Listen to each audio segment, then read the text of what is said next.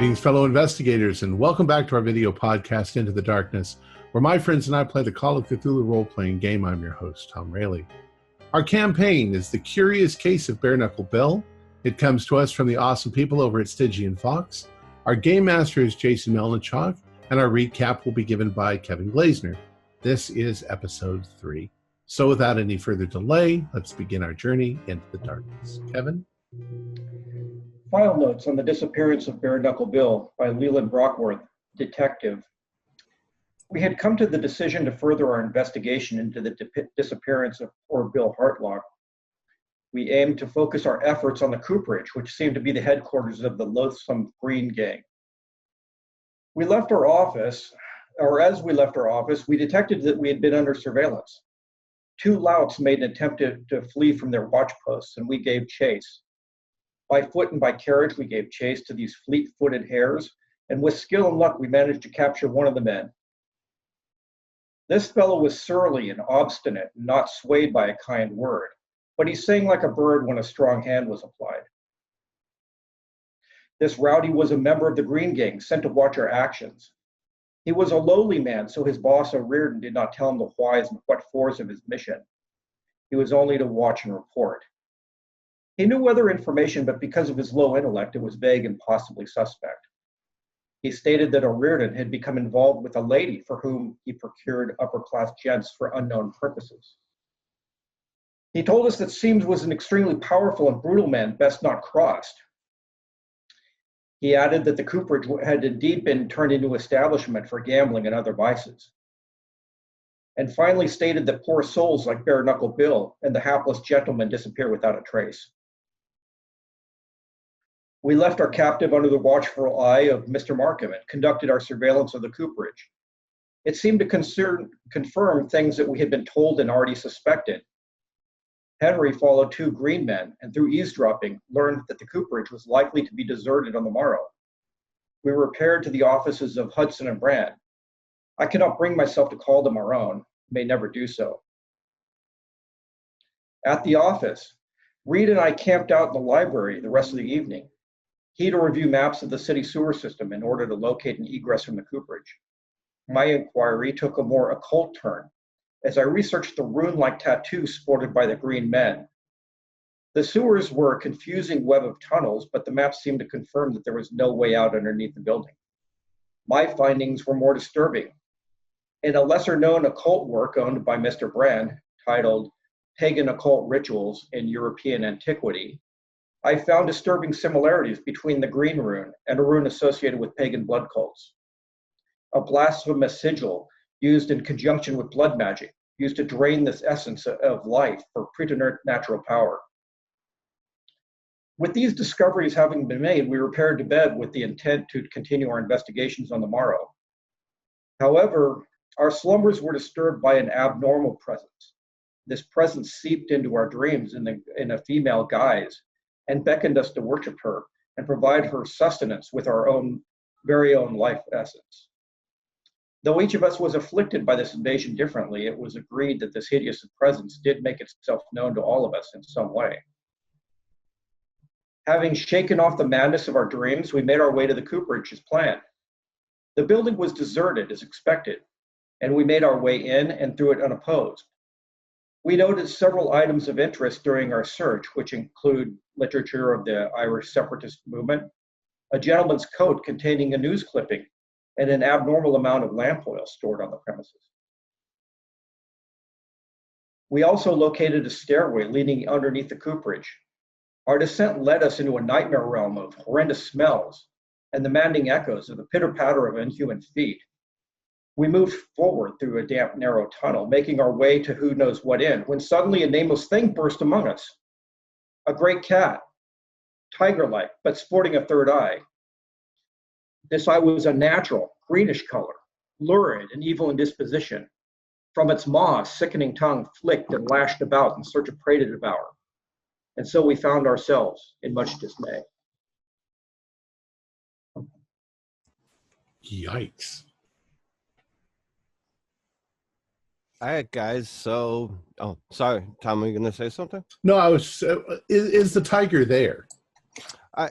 So you were at what is essentially a T-junction. You went down the tunnel. You made a right. You made about 20 feet, made a sharp left, about 20 feet, and made another sharp left. As you look forward, it goes down, and then there's a tunnel, a wall, and you can't see to your left and to your right. It continues, and you saw it turn. It looked up the tunnel at you. You saw the glint of that eye, that horrible growl, and it took off to your right. So it continued down the tunnel. Correct. In front of us. In front of you. Oh, it You didn't come at us. About 20 feet ahead, and then it'll go left and right again. You saw it run to the right. Well, gentlemen, I think that there'll be tigers down here. Now, I need to know who has the lanterns. I have one. If I remember correctly, I was in the front of the group. I had gone down first, and I had a lantern in one hand and a gun in another. Okay. I remember there was only two, so I just wanted to make sure who had them. So Reed and Benedict. All right. Now, Service revolver and lantern. Exactly. Just name off what you have in your hands. I know, Bull, you had the 2 shotguns. Fletcher? I've got the 2 Derringers, which I pilfered from upstairs, the Nice. mansion. And Leland? 32 caliber revolver. And nothing in your other hand? No. Okay. I'm directly behind Benedict. Now I want you. What are you guys doing? Actually, I need everybody to make a luck roll. 23. 5. I want to know who got the best roll. 23 here. I got 54. 35. So the lowest would be who? 23.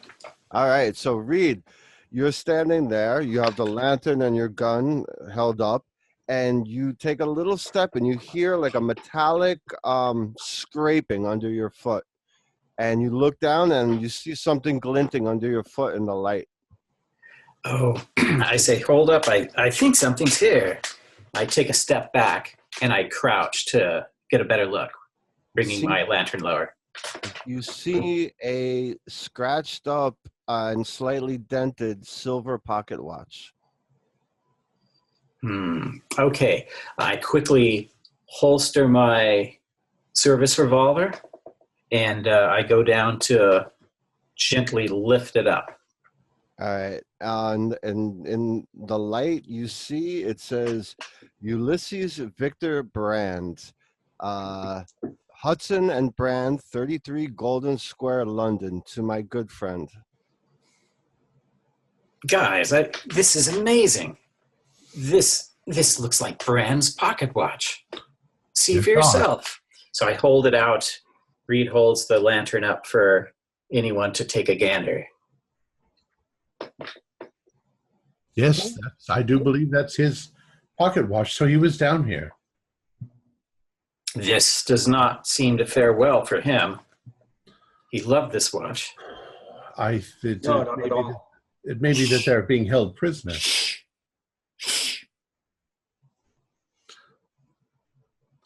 Let's get the tiger. Watch. Does it sound like he's running? And can he get behind us? Everybody make a spot hidden check. Keep your eyes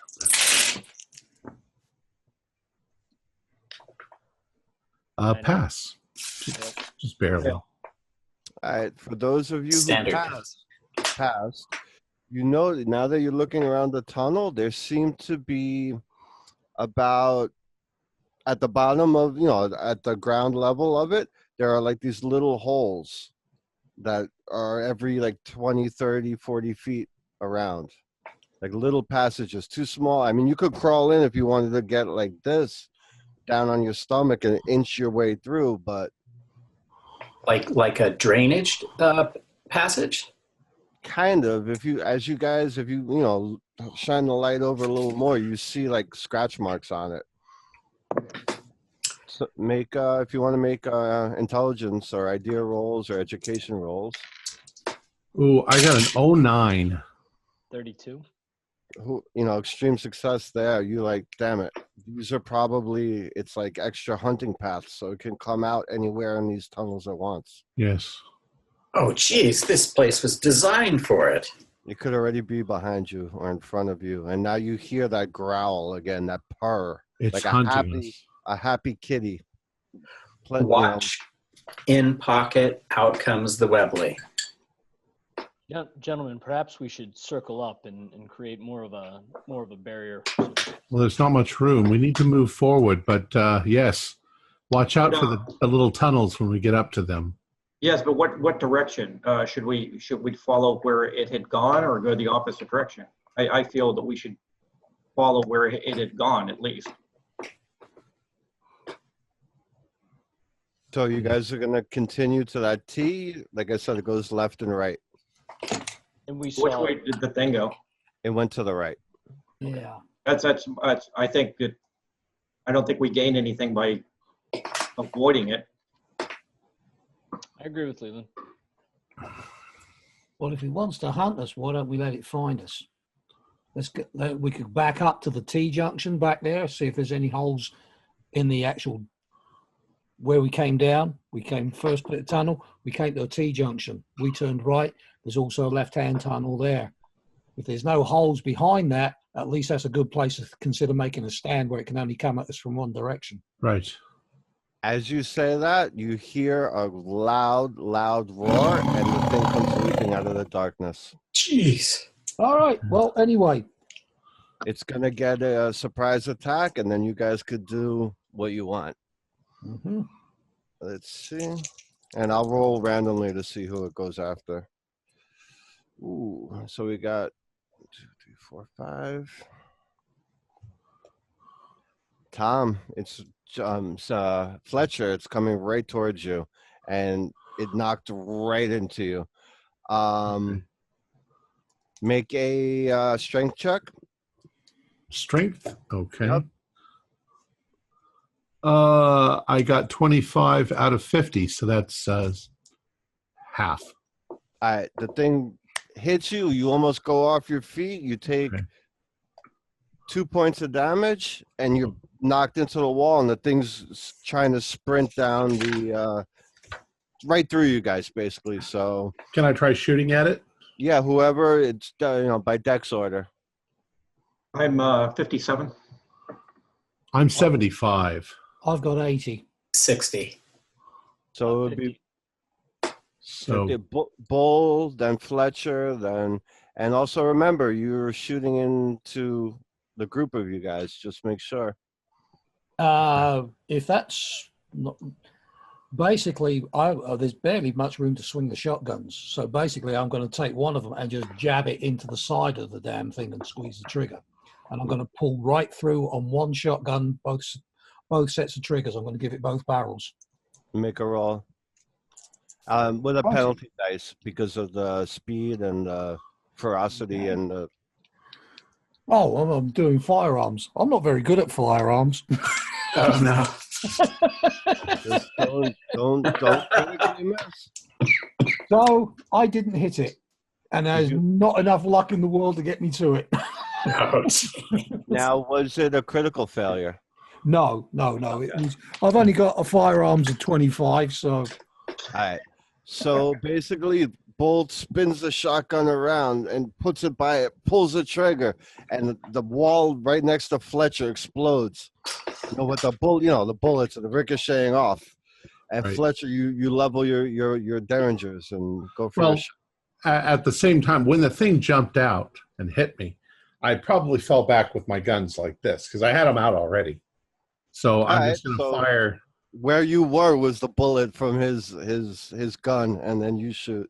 Right. You know what I mean? Like he swung the gun around. So Right. So we'll assume this all happens more or less at the same time. oh, absolutely, everything, all this is within a 6-second window. So I'm going to fire both derringers. First one I got a 28. Okay, And the second I got a 20. nice. So Both of those are hits. roll damage. Actually, the 20 is half. What is my half? My derringer is. Would this be considered close up? Right. Yeah, but it's not going to be automatic double damage just because of the situation. Right, it's not point blank, quick. but it's still 3 or 4 feet away. Correct. So 1d6. Where's my d6? There it is. Wait, I lost my d6. There's my d6. Okay. So the first one does 4, and the second one does 1. All right. And now I don't have any bullets. Okay. Those were 2 shots each. Oh, okay. Yeah. So listen, so just so you know, the first shot you see hits it and like you feel it penetrated. That second shot bounced right off of it. You know you hit just went off. Now who's next in I'm 60. Not sure if that was next. I only have 50. Yeah, you're next, Reed.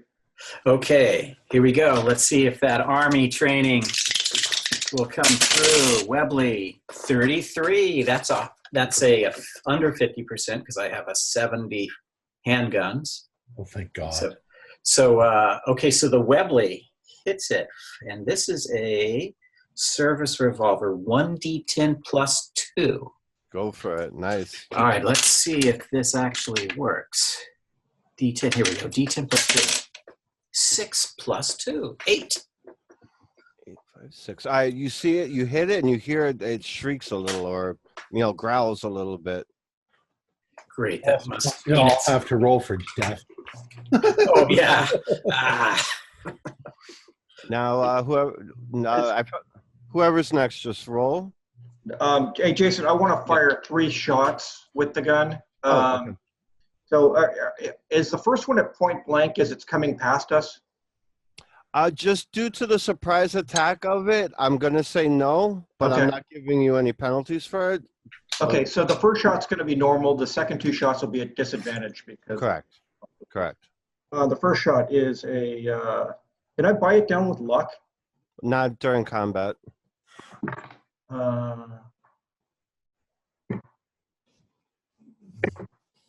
3 misses. Really? All right. Yes. Anything critical miss? No. Okay. I need to know any time in the tunnels if it's a critical miss, please. Benedict? Yep.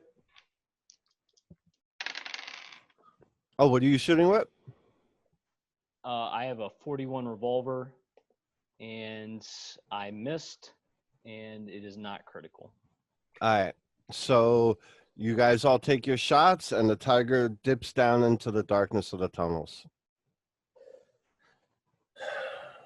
Gentlemen, Out. it's going to wear us down. Out. I don't know. I think we should move forward. Brand could be here. There's evidence that he's been here. I can't leave.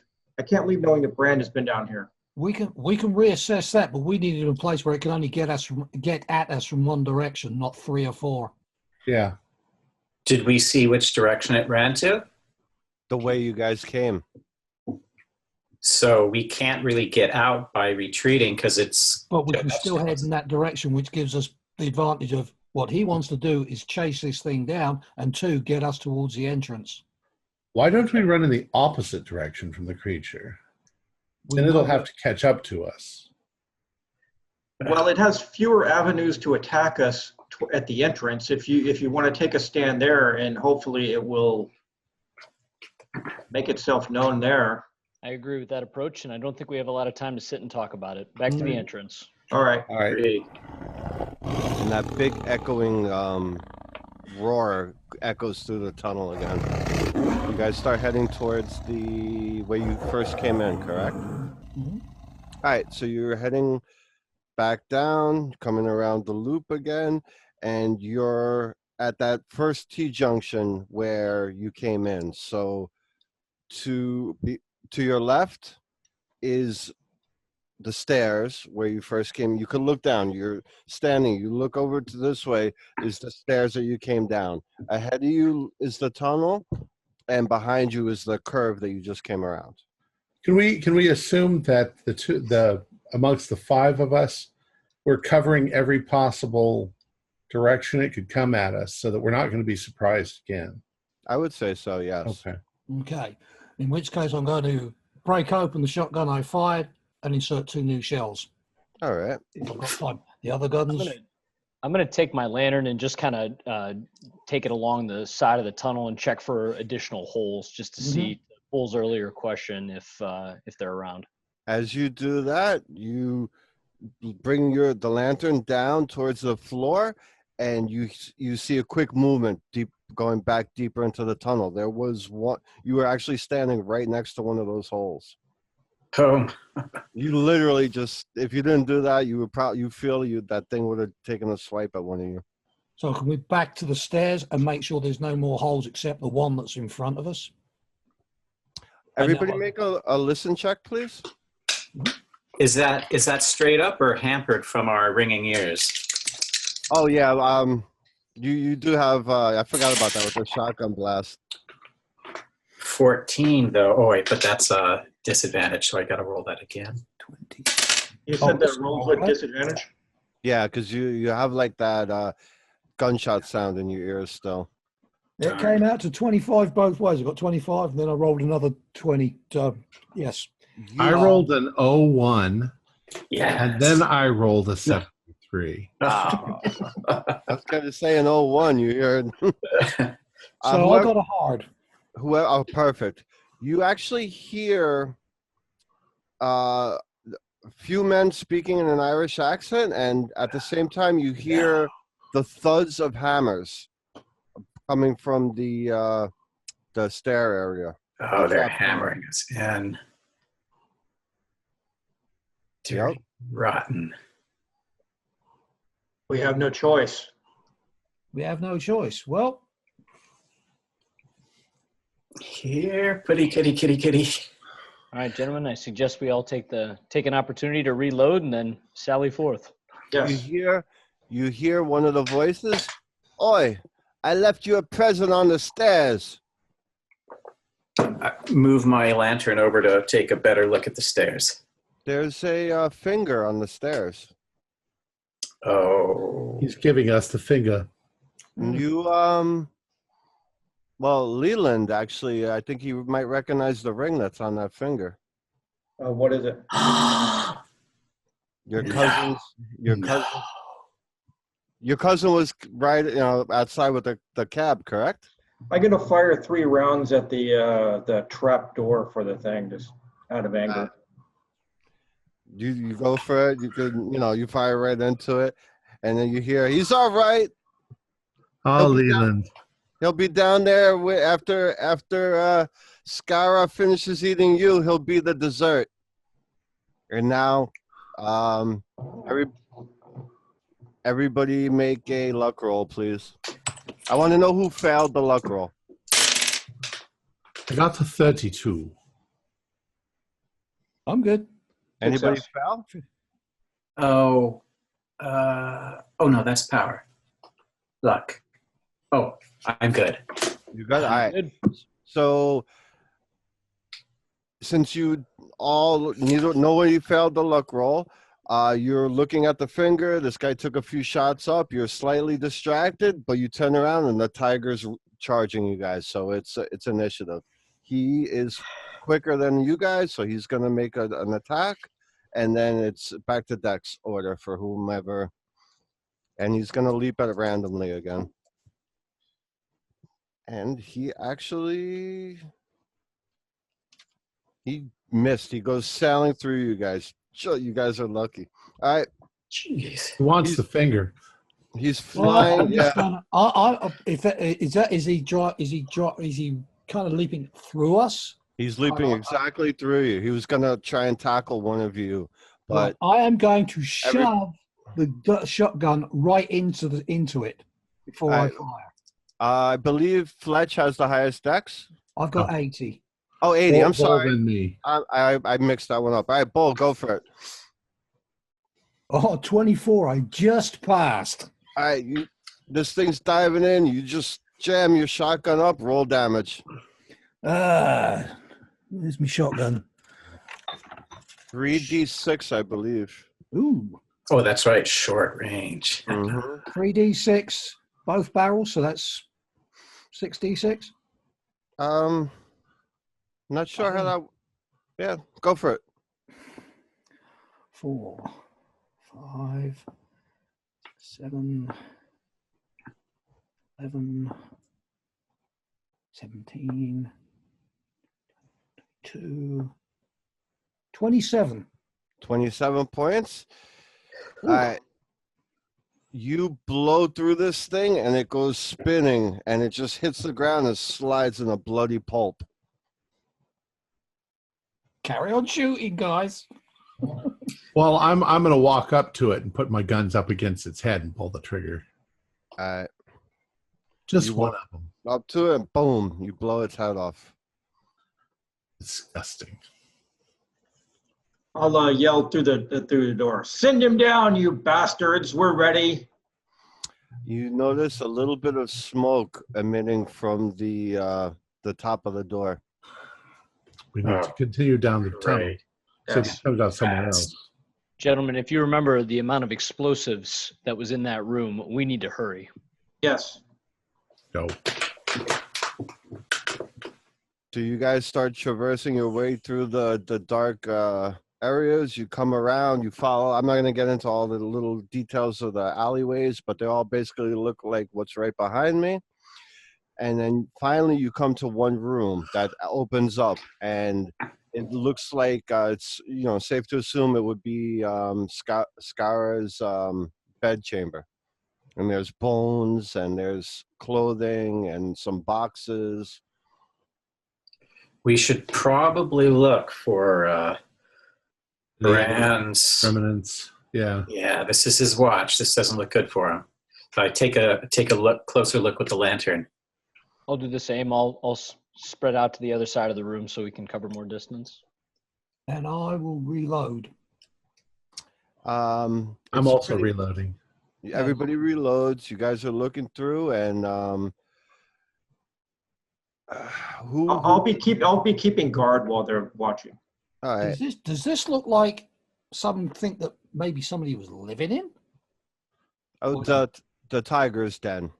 Tiger's Straw and food and feces and heavy musk smell. Benedict, you turn over one of the bodies, and staring up at you is the deceased body of Albert Henry Hudson.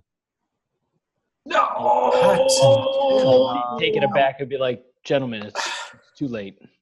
I want everybody to make a sanity check. This is a combination of the tiger attack and the finding your deceased friend. 18. Okay, 15. One at a time. I couldn't hear everybody. 18 for me. All right. 50. Whoever. Go ahead.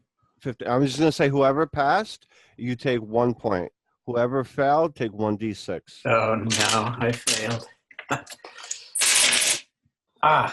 It's one. One. All right. But yeah. So now you see, you know, his body's there. There are also some of those boxes that are marked with the Heliogoland company, import-export company. And there is also a pistol, a 44 revolver there. Gentlemen, we better not tarry. If they've sealed up that entrance, then they're going to seal up any others.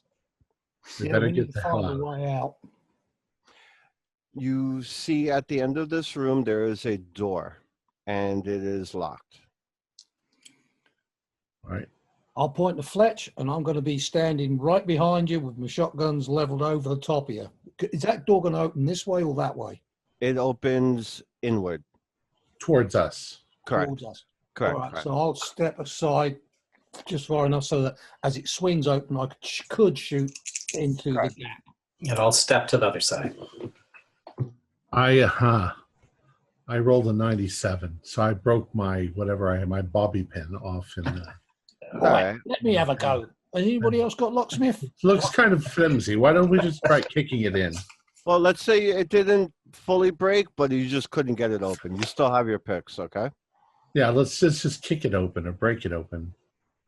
Well, I shall lay one of the shotguns on my other arm, and I shall pull out a jimmy and just jam it into the gap by the door lock, by the jam, and just fall on it till it breaks. Make a strength check. Okie dokie. And, oh, goody. I got 72 out of 72. It pops open. And then I'm And going to step back suddenly because I don't know what's coming out of it. you see a dark tunnel that seems to just go on straight for a good while. I'll step up and just sort of very tentatively shine my light through, not actually take a step through the doorway because of what took place last time. We just stepped through the doorway. Yes. There Just the murder holes and tiger traps. The good thing is the air smells a lot fresher than it does in this part of the sewer, let's say. Is there anything? I'll briefly show Fletch. Now that's a South End lockpick. Then put it away and go back to 2 shotguns. I'd like to see you try to open a safe with that. You're on. Is there anything to wrap Hudson in and we could carry him out? Not in here. There's tattered clothing, lots of urine-soaked straw, but no, there's some boxes, but I mean like shipping little boxes. I just don't feel right about leaving Hudson here. He deserves a proper burial. And we can come back and get him later. We need to get the hell out of here before we're all... I kind of suddenly stop, and I kind of got a real funny frown on my face. It's like, why is there a body left? Well, it's been gnawed on.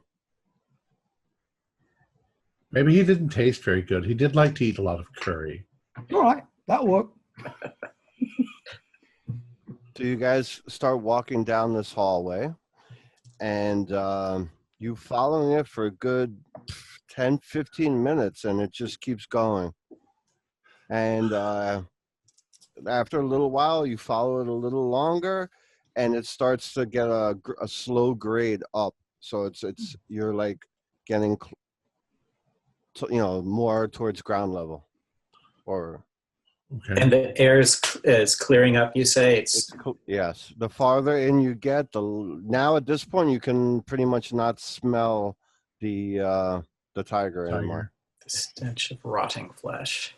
And it gets to a certain point and it cuts to a hard right, and then you follow it for another 10 minutes and it comes to a door. And it's just a simple lock on the door. Not a padlock, I mean like a key lock. Can we listen through has our ringing in our ears subsided? By this point, I'll say yes, that you're, you have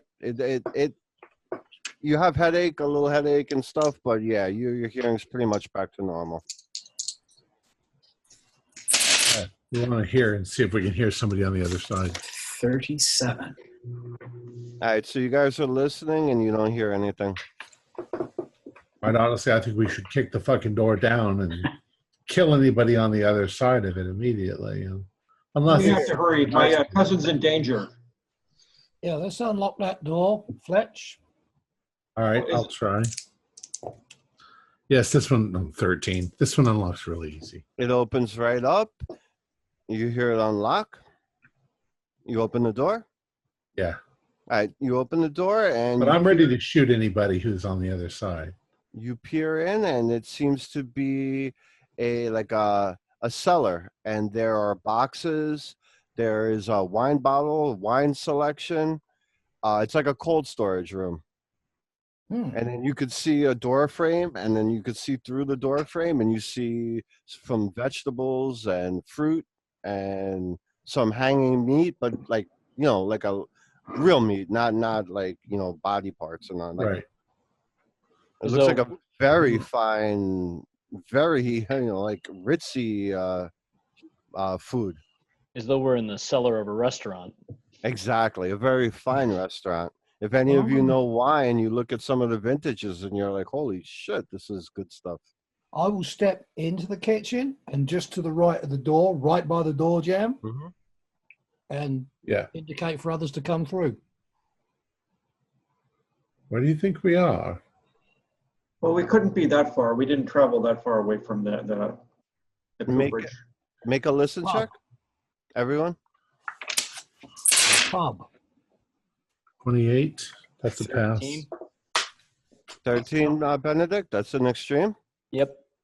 You hear someone with a proper English accent saying, "Well, yes, sir. Your port will be right out. I'll have your wine and cheese to the sitting room right away. You and the other guests can relax. No worries at all. We'll be with you in a moment." Say, gentlemen, I believe we've stumbled into some sort of restaurant or some finer eating establishment. I'm going to settle into kind of like a corner where there's some shelves and that blocking any view if anybody comes in through that door or the archway. Mm-hmm.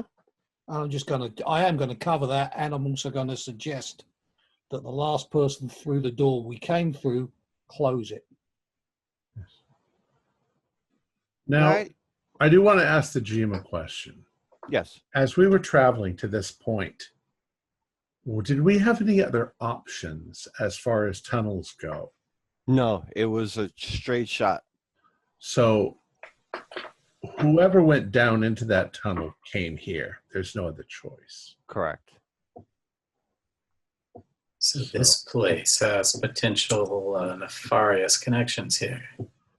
Absolutely. Yeah, Jason, the cellar we're in, there's a stairway up to where we heard the voices coming from. Right. I'll go up the stairway quietly. Try and, is the door ajar? Is it closed? It's the 2 rooms of the cellar with cold storage and wine storage, a wine cellar. Then there's very nice constructed stairs. So, sorry about that. I tried to mute. Goes right up, and there's just like a plain wooden door with a little window in it. What do I see? You gonna look in? Yeah, just to the side.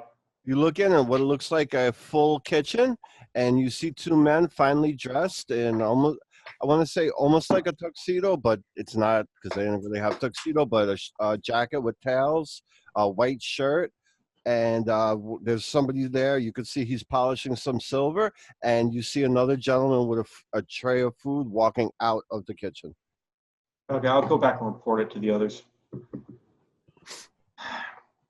Quite honestly, I'm almost in favor of simply walking out. I was just thinking that. It doesn't sound like they are adversarial. However, I think at this point we don't have much choice. However, they must be adversarial. We know that they make sure that we are armed and ready to shoot anyone that gets in our way. If we spook them, we may lose an opportunity at finding our next lead. All we have at this point is a dead tiger and 2 dead bosses, and not much else to go on. I think an address. Well, yes, you know, the second we're out, we have an address. This one. If we just walk through like we belong in the place, and if they don't know what has transpired at the Cooperage, they might just assume that we're part of the Green Gang. So my suggestion is we just do that. We just walk through the place and exit it. Well, If we're not like that, I suggest we send Bull first. 2 shotguns sends a message. we Yeah, have. it's like, oh yeah, I belong here. I got shotguns. Well, they may. I mean, they may traffic in weapons. Actually, did you say that one guy was polishing silver and the other guy was walking out of the kitchen? Correct. Let him go, and then I'm just going to walk straight in there and stick a shotgun in this guy's mush. All right. That's what the plan is? Yeah, with Buffalo Bill or Bare Knuckle Bill might be here. Buffalo Bull. Buffalo Bill might be back there. Yeah. Buffalo Bill. Bare Knuckle Bill. Bare Knuckle Bill. Sorry. Bare Knuckle Bill might be in this establishment. Well, I think that we need to get out of here and then gather our forces. I need to find my cousin.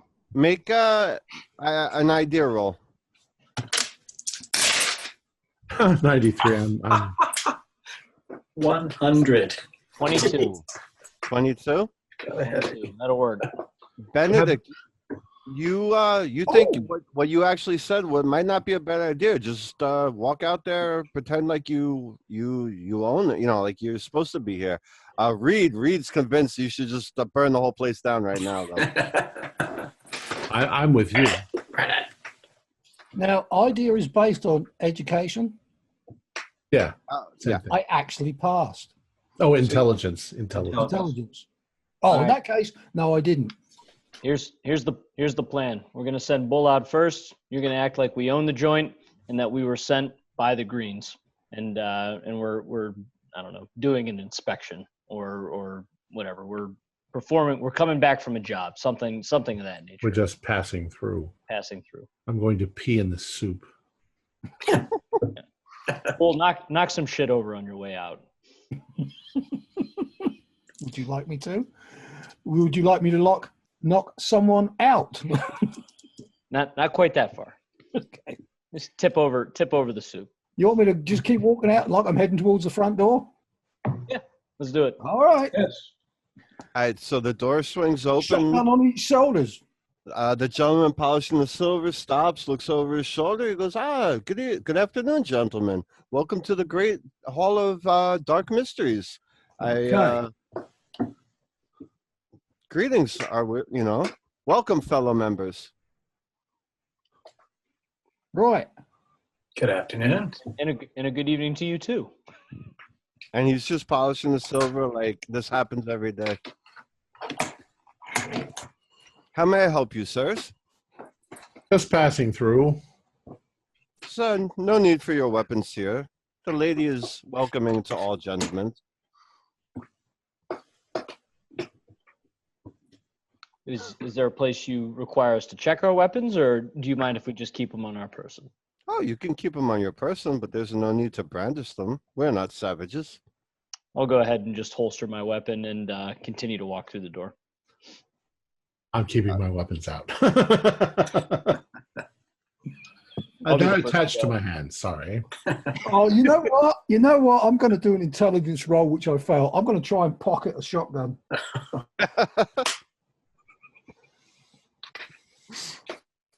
I'm looking at you guys like,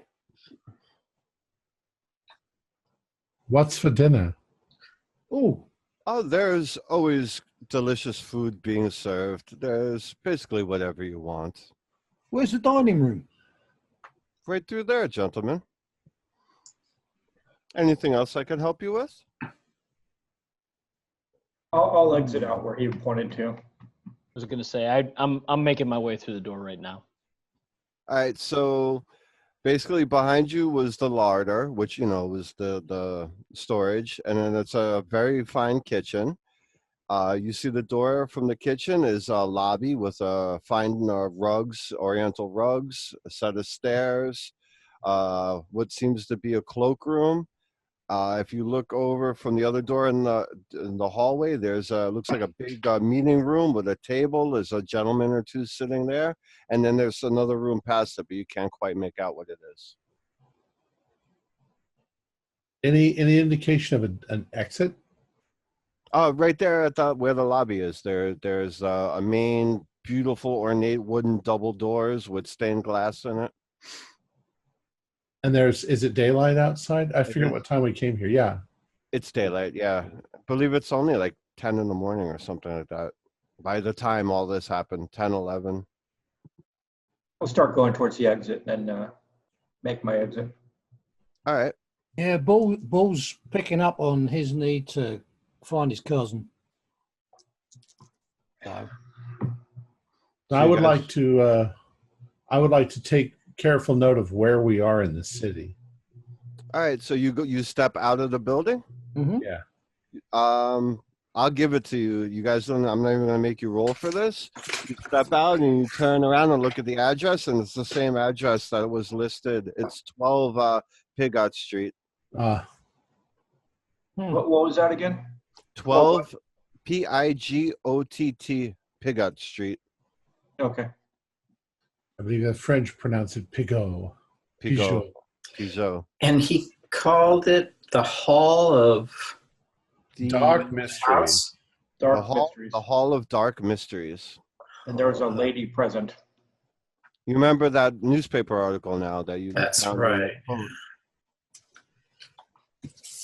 I don't know. I feel a bit like revenge, don't you? After what we've just seen. Obviously, they're all behind it. I don't care how proper and British they are. They must be evil. I agree. It's Unfortunately- obvious they killed Hudson and Mr. Brand, and they've captured my cousin. And they feed people to the tiger. Well, they did.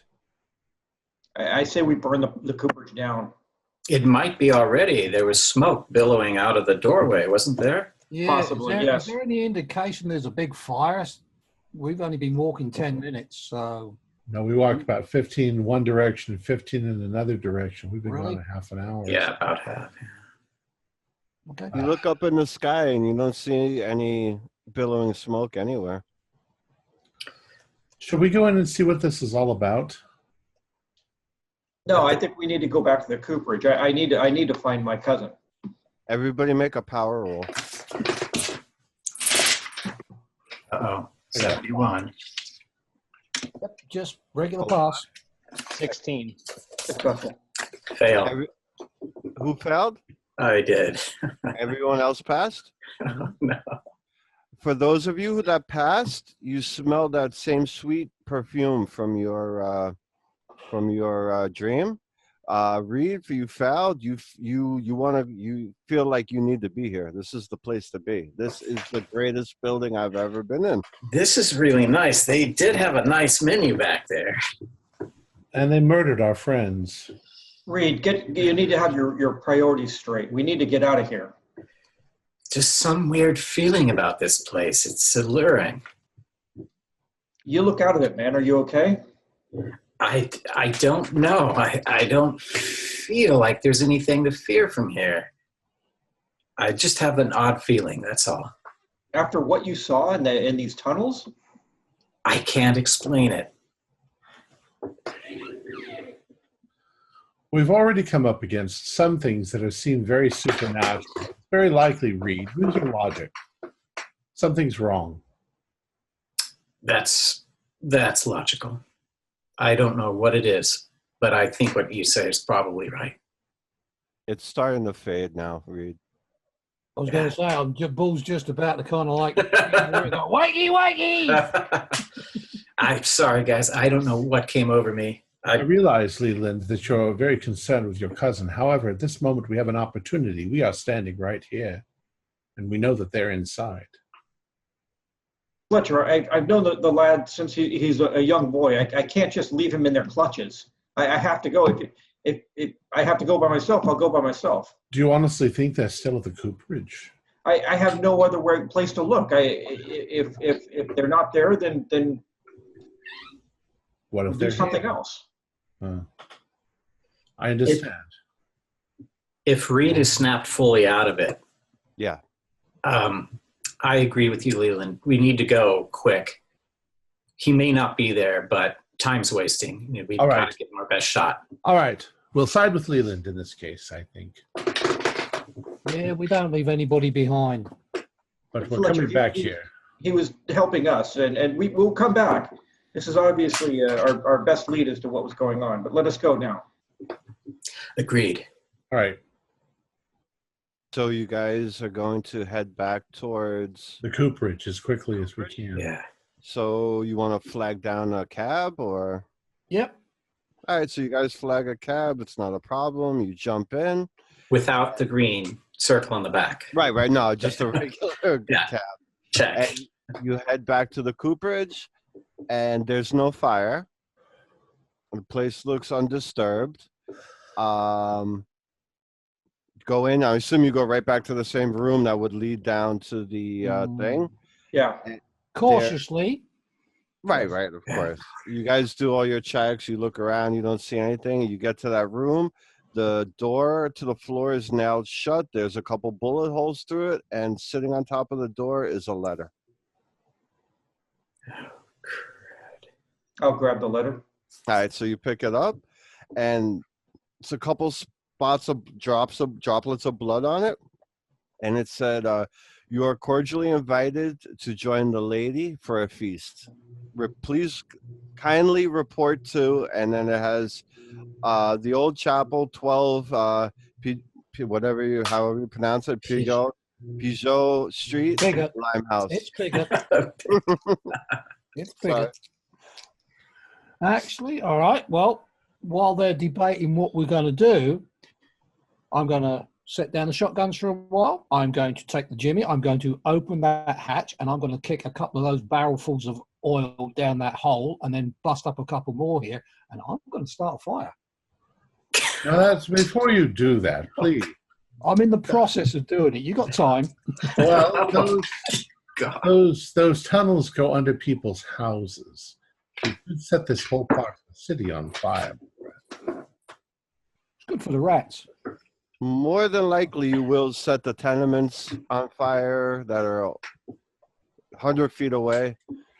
Not good. Not good. I know that it was my idea. I spoke in haste and anger. Maybe it's not a good idea. Jason, do I see my carriage anywhere? No, you do not actually. The fire produces a great deal of heat, and in my opinion, revenge is a dish that is best served cold. I believe that's a Klingon expression. But I'll allow anything. I'm open to all things, but there will be innocent lives lost. Let's go back to Hudson and Brand. Let's get our stuff together. Let's gear up, and let's go back to meet the lady. Agreed. Is there a time and date on the letter when this piece is gonna? No, it just said what I had said to you. I see no other course of action. Oh, you know what? I'm going to look around. What was the cause of that smoke? If there was smoke and such like coming through that trapdoor. You see a bunch of rags and newspapers lit on fire, and you kind of think they were just fanning the smoke down. No, they were just fucking with us. Mhm. Yeah. Okay. Well, I'm going to let off a raspberry tart.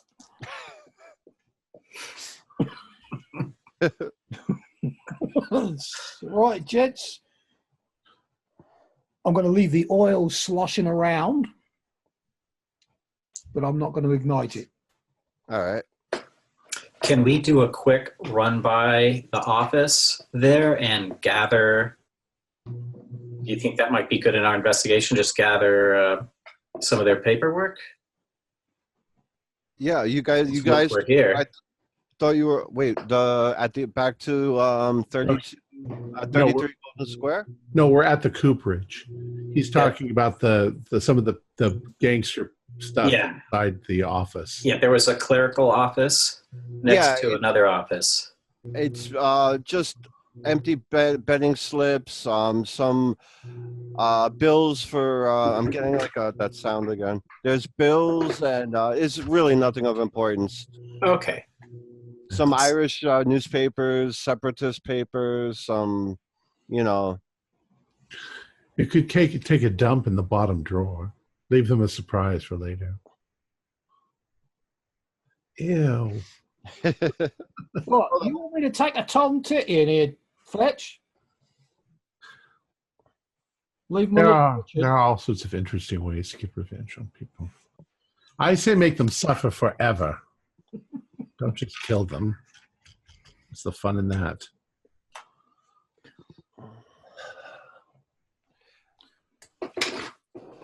Well, right, good call, gentlemen. I think maybe as I say that, I reach into their filing cabinet full of stuff and I just do this. Like, make them work at reorganizing their shit.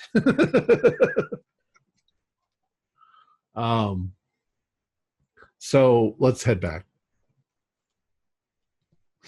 All right, so you guys head back. Hold on one second. Is there anything that we can do? We are suspecting, are we not, that there's some sort of supernatural element to this lady, since she has wormed her way into our dreams. any protection? We should take the golden Buddha with us. I don't like the Buddha. The Buddha was icy cold. I hate to admit it, but I think something might have overcame me when we were back there. I was speaking nonsense for a moment. Leland, you do a lot of study of these sorts of things. Do you know of any, I don't know, blessings or incantations that could protect us? No, I mean, we could repair to the library and try and find something. That's the only thing I can suggest at this point. Well, let's look around. Perhaps there's some more powerful weapons that we might be able to use. Look through the weapons cabinets and see what I can find. So where do you guys look? Do you go back to that safe? Yeah, I do. I'll go back to that safe as well. All right, so you guys go up to the safe, you open it again, and there is that Buddha sitting there, and it has a good feeling towards it. So How big is the Buddha? it's about foot, maybe a little less than a foot, maybe 10 inches tall and about 12 inches round.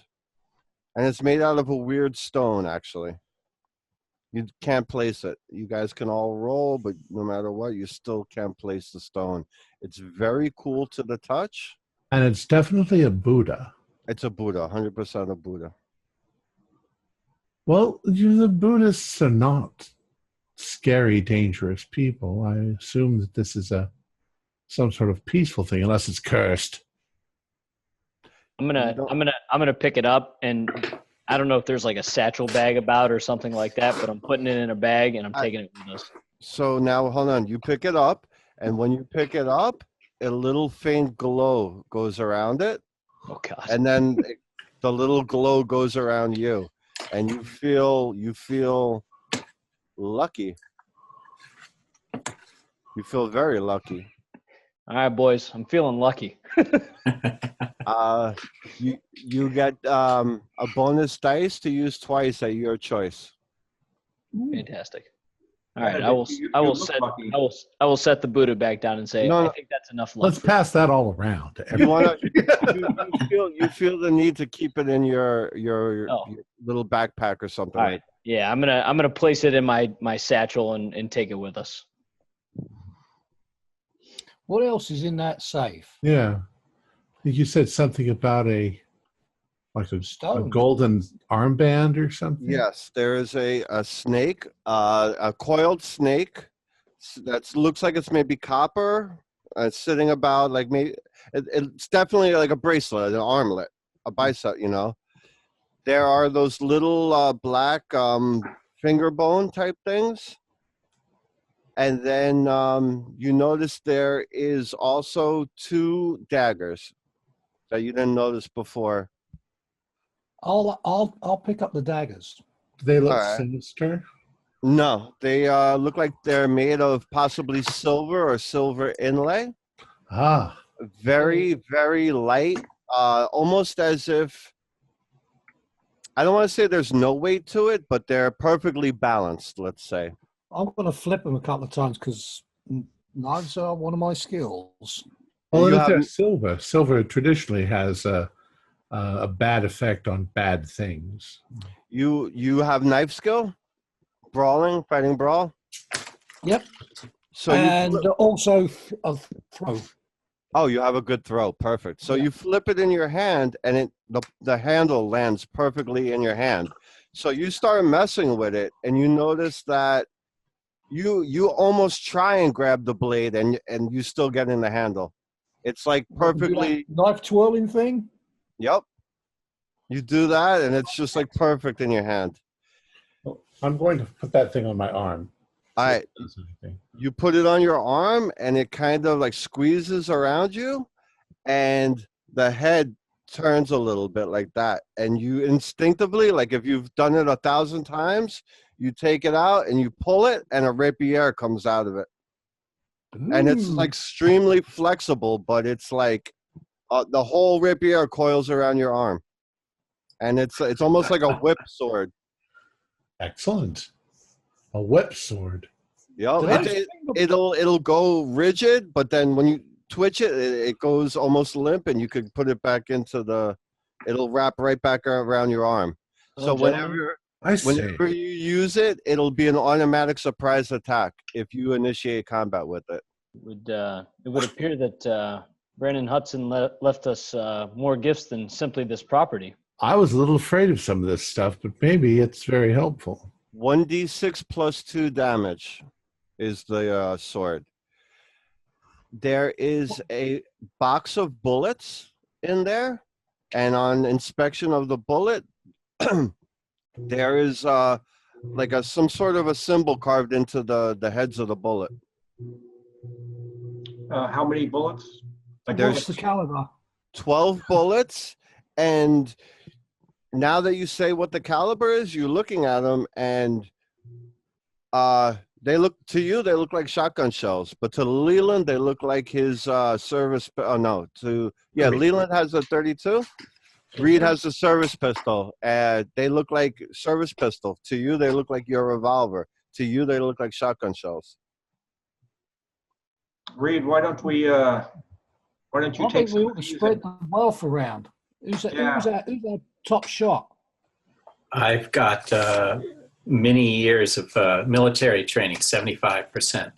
And I'm at 60. Why don't the three of us, split them up? So 4 each. Well, if you've got revolvers, you want 6 in each, right? Yeah. Well, so do you want those 12 rounds? Do you want to take at least 1 or 2? Okay, I'll take 2. You take 2, yeah. Yeah, I'm not sure if I want to have them loaded in or not. What do you think? Not until we're confronted by something. Maybe we need to research these items a little bit. Well, that'll be a good start. Now, them little finger bone things, what are those? Do they fit on a finger? No, it looks like it's actually a bone, but they're black. They'd be the relics of saints. If you look in that book, they are actually, which it doesn't come into play right now, but they are doses to put you into the dreamlands. If you believe in that sort of thing. That's what the book. And how many of them are there? There are actually 11 of those. And then there's that black ring with the Egyptian symbol, and there's a little tag on it that says "Never ever put on," and it's in Hudson's handwriting. You know, any idea what happens if you put it on? No. Yes, you're probably possessed by some sort of a demon. Well, I'm thinking, what happens if you put it on an enemy? Then they suddenly have the power of a demon. I'll get you. Yeah, all right. Now, these bones, what did you say they do? Dreamlands. You got to eat them? It's you make a tea out of it. Maybe grind it up, pestle and mortar. And each one of those is 1 dose, correct? That's what it says it's what it says in the ledger, correct? I recall from some literature, traveling in the Dreamlands is an entirely different adventure. I'll tell you what I think then. Why don't we all put 1 in our pockets, and if we ever need them and we're all together, we can all have a cup of tea. Why don't we leave them here? Because then we've got to get back here to use them, right? So we can lose them out there. I'm not sure if we should take everything in the safe with us. Exactly. I'm thinking with the rounds, I mean, do we, 12 rounds, are we going to spend all of this great support on this one foray? It might be wise to keep 4 of them in reserve. When we look at the bullets, do these look like Hudson and Brand manufactured them? You're not sure, because when you look at them, they look like they're bullets for your Derringer. Oh. I'm wondering. I'm just wondering if perhaps in all of this, and I point around to the library, if through some means they manufactured these bullets. You're not getting that. You just make a you have Cthulhu Mythos? Actually, probably not. Not a point. You could roll an occult roll or a religious roll, possibly.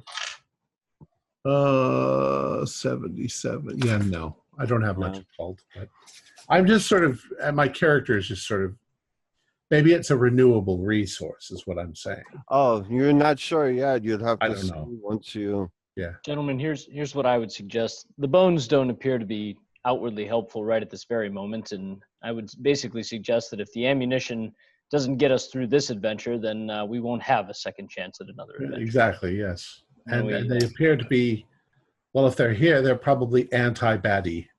I would imagine Hudson and Brand probably at least left us that much. So if everyone feels well equipped, I would say we get ourselves settled and get on the road. So what we've left in the safe are the bones and some of the ammunition? No, I thought you guys took all the ammunition, just left the Yeah. bones, the ring, and there's a couple other items you guys haven't really investigated, but it's not of use for this. Yeah, let's go. I'm Yeah. anxious, Let's. to stop whatever's going on here. Agreed. All right, so you guys, I would assume, go down and hail another cab, or Well, I'm thinking here, do we want to hail a cab or do we want to procure one?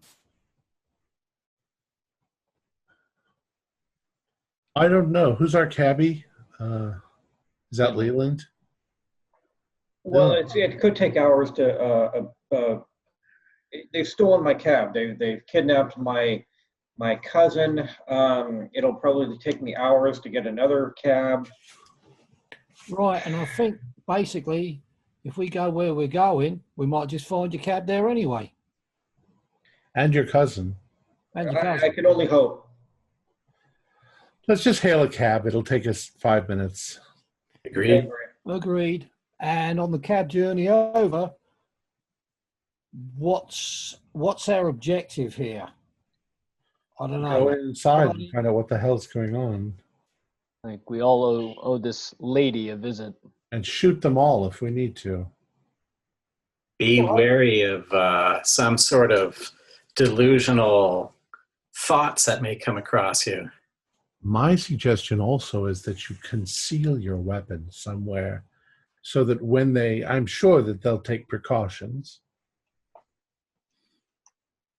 I have mine concealed on my arm. Hey, Jason, I'll take a smaller, second smaller pistol. This is September, isn't it? yes. Late September. September. Okay. I've got enough time to do a couple of whippet loops to put around the stocks of the shotguns.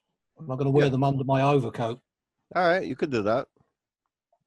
So it's about 1:15. You heard the church bell peal 1 o'clock when you were almost to the location, and you can pull up in front if you like. It doesn't really matter.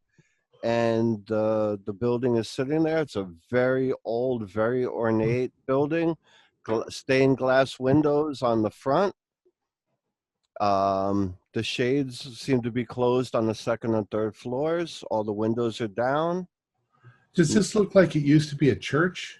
Correct. Like a church type building, not a church itself. Like a off building. Like a Masonic lodge type of thing? Exactly, something like that. Okay. All right. All right, Can we so go? you go up, and as you go up, the door opens. Greetings, gentlemen. Enter. And it's the same servant that you saw polishing. Good to We see have you returned. again. We received an invitation. Ah, yes. The lady is expecting you. Do you have any questions before your meeting? Come in, have a glass of wine, sit, relax. What is this all about? This is the Hall of Dark Mysteries, where powerful men come to worship at the feet of the lady. Well, I assure you that's not what we're here for, but we would like to speak with this woman. And she would like to speak with you. And he's just standing there. Well, something's fishy. Now, at this time, you see two greens walking a man down the stairs with his hands bound behind him. Is it his cousin? No. Just looks like a servant. One dressed just like the other servants in the house. And he seems to have like a wound to his head. And they're kind of like pushing him down the stairs towards the down the stairs past you and towards the kitchen.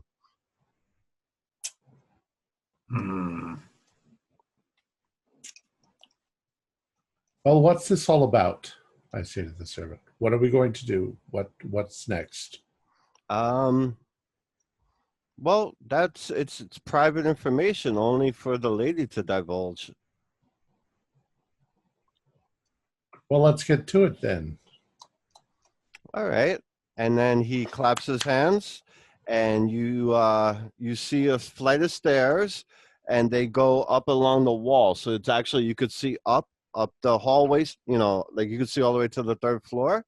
And you see from the second floor landing, two big, like, meaty hands and a big man who you can only assume would be Mr. Seams from his giant statue, leans over and he's like, "Hello, boys, up here." Oh, he's like, "Hello, boys, up here." Sorry. I'll go up. Cautiously. All right, you guys start walking up the stairs to the second level, and he starts walking up towards the third. "Follow me, boys. It's about time you met the lady." One moment, Seems. I have a word with you. And he stops and looks down. And he's like, just nods his head like, "Yeah." Where's my cousin, the young man that was taken by the Greens the other day, or earlier today? "He's alive. You can negotiate with the lady." Fair enough. And he goes in and you hear the door close. So like it's still another flight up. You guys could continue up. This is damn strange. Who's got his hands in his pockets? I'm sure everybody. And he's a deadpan look. All right, so you guys go up and you're standing in front of the door, and it's a very ornate door with carvings in it, and you actually kind of take a step back and look, and it looks like dead bodies. It's wood carvings, but it looks like dead people, like all sorts of horrific. Good God.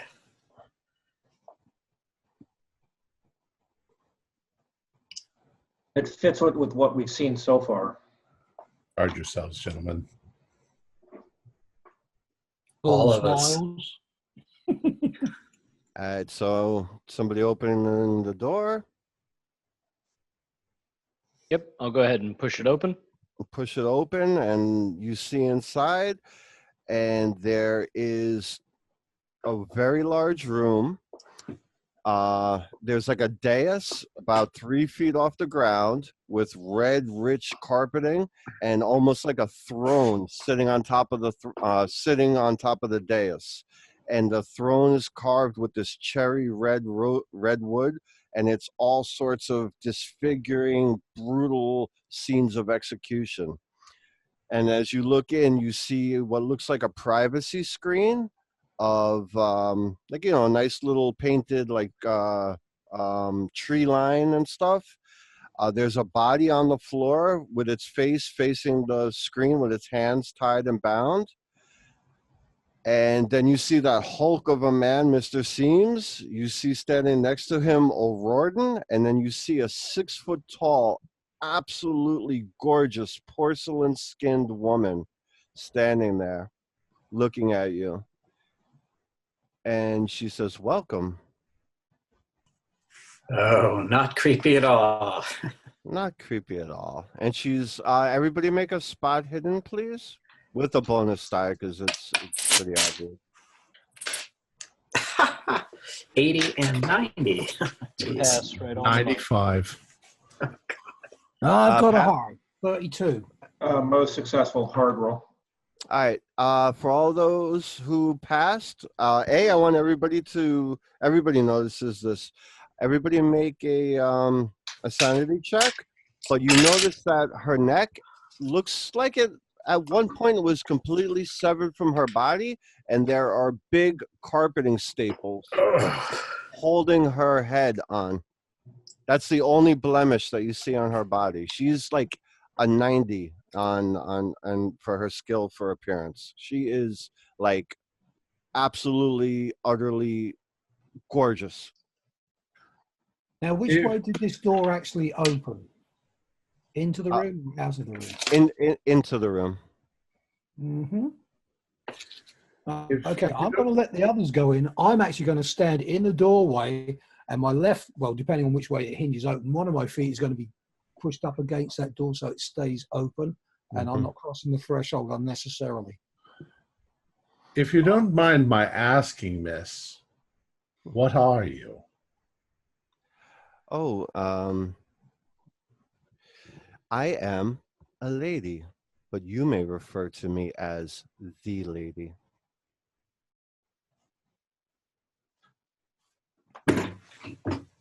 I was actually referring more to your physical nature. I am a goddess. Adore me. Well, a goddess or not, you have something that is of value to us. My cousin. Oh, The poor lad. He's done nothing to you. He will join us all, just like you and Bill. And you have Bill Hartlock also, Bare Knuckle Bill. He's over there on the floor. And she gestures towards that body that you saw tied up. He was delicious. And he's faced away from us, correct? Correct. But you hear like a moaning coming from that area. I'll slowly start to make my way, nothing sudden, but just slowly start to make my way towards the body. All right, you start to go over and you see he's breathing. Okay. And I don't know if you want to touch him or... Yeah, I'll just kind of flip him back towards the group. He rolls over and his eyes are darting all around and he looks mad, like he's like crazy. Is he injured? He seems to be very well. You hear Mr. Seams, he's alive, but I worked him over really nice. And he's got black eyes. It looks like maybe a missing tooth. Blood, broken nose, rebroken. But no bite marks, nothing, no? Okay. That's fine, Seems. You'll get your comeuppance. I wish to know more about you. Well, I am a lady of considerable appetite. Does that mean that you're sort of like a vampire? They are just small children. I am so much more. Ever so much more. Your simple minds cannot even comprehend. Bull's not actually paying any attention to what she's waffling about. He's watching all three of them. He's gauging sizes, distances, everything else from that doorway. I'm kind of trying to keep her distracted, folks. That's fine. Well, she's on the dais sitting down now, and you have Seams and O'Riordan on her side. So tell me more. Why should we worship you as a goddess? Everyone make a power roll. 38. 40. Yeah, that's almost half. 94. Pass. Almost You- half. Benedict failed. That was a bad miss.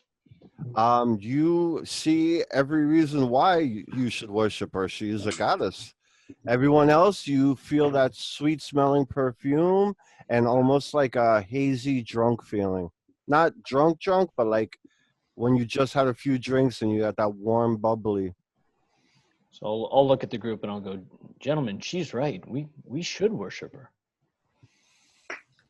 I look back at Benedict and I go, use your head, sir. He's a smart one. See? He knows what he's talking about. Something funny is going on here. I've felt this before. And she laughs like a cackle. Not cackle, like a very see, you already see the way it's just a natural order of things. Little ants worship goddesses. She's doing something. She's messing with our minds. Now, why are you here? I take a couple steps towards her. Do you want William? Is that why you're here? Yes, it's exactly why we're here. We want William and we want my cousin, Buckley. Oh, I'm finished with him. You can take him. Just leave me with something powerful and delicious. Such as. He will do. And she gestures towards Benedict. And Now, where's my I'll cousin? slowly- Let me see my cousin, and then we'll talk about this. I'll slowly start to walk towards her and I'll say, yes, absolutely, I'll stay. I'll kind of grab him by the arm. No, Benedict, stay back. You're. Or are you looking Shielded for by that? shielded by all this movement in front of me? Are you looking for that other Hudson or Brand fellow? He was delicious. The other one, though, he was eaten by something that didn't agree with him. Right. Now, I'm shielded by those four in front of me, milling around and generally yapping and talking. I'm pulling out one hand. I'm breaking open a shotgun, and I'm exchanging the shells. All right. Make a stealth roll. Oh, 29. Let's see how we did on that one. Oh, almost a hard. Oh, really? Okay. Wow. So you do it pretty quietly there. Oh, 26. 26. Actually, you know what? 26. It's just on a hard. Okay. I'm continuing to inch my way closer so that if I want to strike, I can. And I'll be holding Benedict's arm kind of to prevent him from going any further closer to the woman. I'll step to the other side of Benedict and assist Leyland in restraining Ben. And I'm not really resisting at this point. I'm just slowly, like, sort of leaning that direction, trying to slowly move that way. It's starting to slowly fade, Benedict, just so you know. Perfect. What is O'Rourke and O'Riordan and Seams. What about them? as I'm getting closer towards her, are they making a move to protect her? Nope. You your cousin's okay. I don't. We were gonna feed him to Scara, but well, we could do that later. Yeah, I don't think he'll be able to do that later. Release my cousin. He's nothing to you. Let him go. But my pet would just love to taste him. Who said that? The lady, she goes, my pet would love to taste him. How close have I gotten to her? Oh, you're right at the edge of the dais, which is 4 steps away. 4 like. No, I'm going to glance behind me, back down those stairs. Everybody make a listen check. Okay. 04. 04? Yeah. 39 out of 40. I barely made it. So with that 04, you at first what you thought was the grunting of William Hartlock on the floor. You realize it's not. It's something coming from behind that privacy screen. Like, Do we recognize it at all? Well, with that 04, you almost swear you hear Hudson. I mean, Brand say, "Run, run, Reed, run."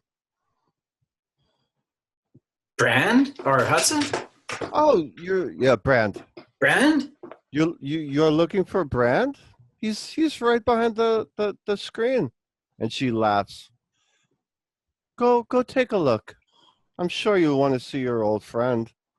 I'm starting to snap out of it at that point, and I'll put my hand on Reed and say, there's a lot going on here, Reed. Be careful. In the middle of her sentence, Mm-hmm. I'm going to pull the sword out and stick it right in the middle of her. Swing at her? Well, I'm gonna try to pull it out and just jab it right into her middle. Okay. Hold on 1 second. Draw my Webley in conjunction with that because I'm ready to go. All right, so you're gonna get a sneak attack on that. Make a roll. 29. All right, so you whip it out. The snake uncoils. Her eyes look at you, and you plunge it right through her stomach. Make a roll for damage. Okay, you said 1d6 plus 2. Where's my 2 6? plus damage bonus. I pull my dice away.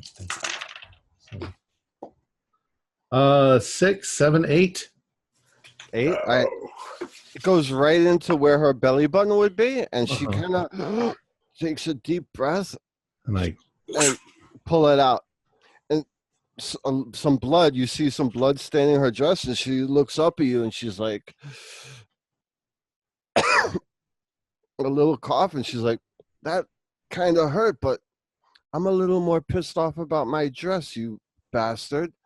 And with that, the privacy screen comes crashing down, and you see, holy shit. now you see the thing that would be the lower lip. Yeah. The arms hanging from the lip, that's Brand. Oh my God. Everybody make a sanity check. In real life, I just failed my sanity. I failed mine. I didn't really care what I rolled. I just failed mine when that picture came up. Failed by 7. I'm apparently completely unfazed. I see this kind of stuff all the time. 1d10. God. And if we pass, If you pass, take 1 point. And I was going to tell you, you might want to take 1 point for stabbing her through the stomach and having her complain about her dress. Oh, no. Jason, are you going to roll it, or do you want us to roll it? No, you guys roll. Oh, I'm doomed. I lost 9. I took 10. I lost 10 points of I sanity. took 3 there. I think this is a bout of madness, maybe. you want to roll for it? Well, have them roll to see if they actually... Roll your intelligence, yeah. Right. Oh, intelligence? Okay, it is 60. And I failed the intelligence roll, so. Oh. I got No, that's good. Yeah, that's good. That's good. 61 out of 60. You could spend a luck if you want. Okay, I'll spend one. Yeah, 1 luck. No. You don't want to pass. Oh, okay. Oh, right. Okay, I'll just go ahead and save that luck. Sorry, but I'm thinking you were 1 point under. That's why. I'm 61. My intelligence is 60. All right, so basically the most horrifying thing anyone has ever seen in their entire life just came out. And not only that, but it is your old partner as the lower appendage lip. Oh, God. And it's looking at you like, I said to run. Well, I'm running. Yeah. Shoot your fucking guns. Yeah. Yeah, one of those revolvers I had the special bullets, so I'm going to fire 1 round at her. Okay, roll the hit. That's a hit. All right, roll your damage, whatever your weapon would be. 3 points of damage. All right, and it grazes her arm, and she actually looks a little. She goes, that actually fucking hurt, and she's like, and she stands up, and she's 6 foot tall. Like, aha, you're no lady. No, she. Okay. And I will fire. I'm going to swing up the gun, and I'm going to fire one round only at the lady. All right, make your roll. On the shot. And I do actually make it by 1 point. 3d6 damage. Okay. 3, 8, 12. All right, so And that was a magic bullet too. it hits her in the side, and you see blood starting to pour out of her rib cage, and she bends over like that, and she sits up, and she coughs up a little blood, and she's like, things are gonna be fun. And now, yep. I'm torn, but I'm going to go for a Warden. I don't want her 2 healthy flankmen to get out of this, so I put one right in the middle of a Warden. Okay, roll. 1. Oh, Really? Oh, can I move this camera down? I don't know if this is going to work. Oh, It's okay. I believe you. it's built into the Mac. Darn it. I'll take a picture of this moment. It's Big day. What That's happens the if best that just feeling. bounces off of him? No, I hope not. You shot out O'Riordan, right? With my service revolver. D10 Perfect. plus 2. So it's automatically 10 points plus the D10 plus 2. Do you double the damage on the? Yeah, so it's 12 plus the. Plus the roll? Yeah. Okay. The rolled is 1 plus 2, so 3 plus the 12. 15. 15 points. You shoot him square in the chest, and he falls backwards into the wall. His eyes are big, and he's holding on for dear life. He's he's just sitting there like. So you solid shot. He's just like, dude. You see his life force just leaving. I think Leland's up next in Dex, unless the monsters have it. Oh, I skipped ahead. So So I'll do the same then. I'll shoot Seams. All right, roll. 56. Just double check that. Oh, Tim just catches the bullet in his teeth. I'm actually going to use one of those bonus dice, Okay. Oh. and that's a miss. Oh man. Too bad. Miss, and he just ducks out of the way, and it whizzes right past his ear, and he puts his hand up to his ear. Good shot, and then he comes at you with this longshoreman hook, like it's a piece of wood with a huge hook, and he's swinging right for you, Benedict. Okay. Can I try and dive out of the way? You can try. He rolled a 41. Okay. Dodge. 72, and I will use that other luck bonus die one more time. All right. And that's no good either. He clips me. All right. I'm going to give you one more of those rolls first, since both of them were failures for you. Not now, but the Buddha has one last chance for you. All right. So he gets you right in the side of the leg with that meat hook. And you take 2 plus 2, 6 points of damage. 6 points? Yes. He's a monster of a man. All right. So I am critically wounded at this point. All right. And he's trying to dig that thing in to get a hold of you. Now you hear that creature from behind charging into you guys, and he's going to roll for an attack. He gets 2 attacks. First one, a 13. Second one on a different person, 44. All right, so it's going to be 1, 2, 3, or 4. Benedict's engaged with Seams right now. 1, 2, 3. So it is coming for Leland. And the thing swings at you with this big mouth, and it latches onto your shoulder. Surprisingly, it only does 1 point of damage, but You feel some sort of connection made to it when it latched onto you. No, Mr. Brand, don't eat me, Mr. Brand. It's me, Leland. Its second sweep is going for Reed, and it's gonna claw across your chest, Reed. You take 1 point of damage. No. The lady is up and she's staring at you, Bull, and she goes, "You look like the tastiest of them all." And she launches, and everybody make a sanity check. No. I don't want to touch my O1. No. That time I lost. I fail again. God. Fail. Now, you're not sure if she's moving or the world around her is moving, but she's like a porcelain doll almost, but she's, next thing you know, she's in front of Bull. It's like celerity, if you know what I mean, just Right. instantly like if she has like a speed spell on her or something. Like a vampire. Like a vampire. And I'm right next to Bull, so. And she's just right in his face, and she goes down with these 2 attacks.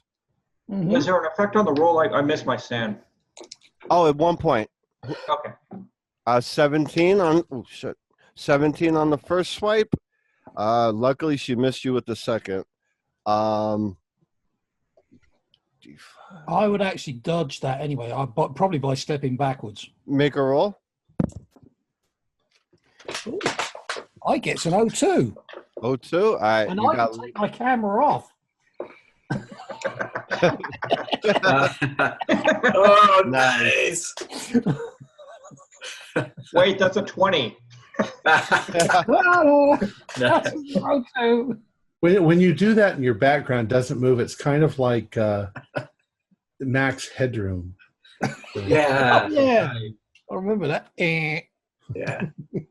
So you just dodge out of the way, and you notice she's not so beautiful anymore, No, I'll bet she isn't. and she's also bigger. Is Now she? you see the staples in the neck popped. Some of the skin on the side of her face came off.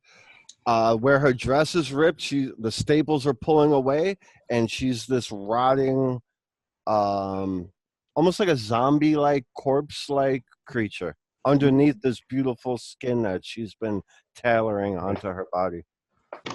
Since I'm right next to him, can I try to bring that rapier down across her neck? You could try. I got 19. What is my? Yeah, that's better than half. That's a hard. All right, let me see something. Still doesn't do that much damage.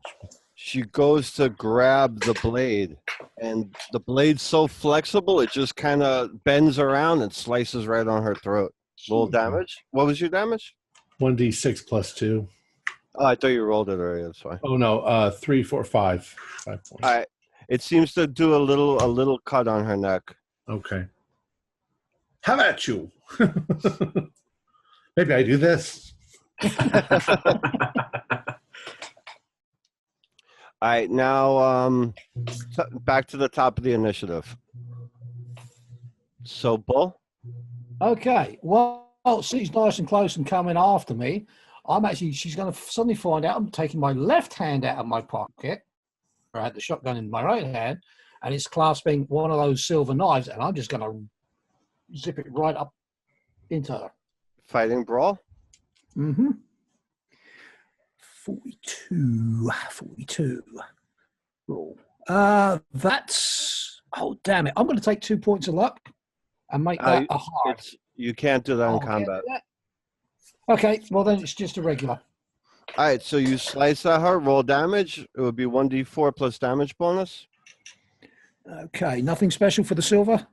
It will probably hurt her. Good. All right, so that is that's total of, plus damage bonus. That's actually, I can actually score 6 on a d4. Nice. So it actually did put a little cut, and it's a little smoke coming out of the spot where you cut her. Ooh. Mhm. And she just kind of looks at it like, If anybody wants to make a psychology check, you don't have to, but it basically, she's like, they actually hurt me. But she's still got a grin on her face. Leland, you feel a sudden surge now, and you take 2 points of damage, even though the creature is not touching you right now.